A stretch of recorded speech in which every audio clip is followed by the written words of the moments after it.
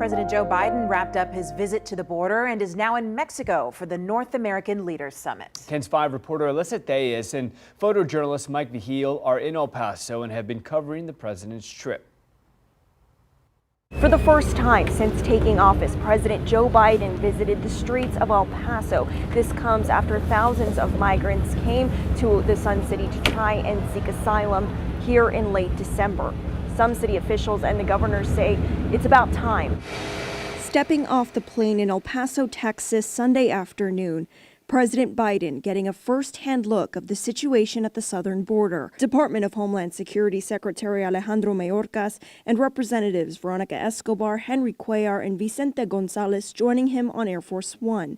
He was met by El Paso officials, Mayor Oscar Leeser and County Judge Ricardo Samaniego, while Republican Governor Greg Abbott passed along a letter. He's 2 years and about $20 billion too late. In the letter, Abbott lays out several points he thinks would combat the rise of migrants, including detaining anyone who enters the country illegally, finishing the border wall in Texas, and enforcing Title 42 and the Remain in Mexico policy. There are solutions to fix all this that already exist in federal law. President Biden continuing on the rest of his border visit, stopping at the Bridge of the Americas, one of the busiest ports of entry in El Paso.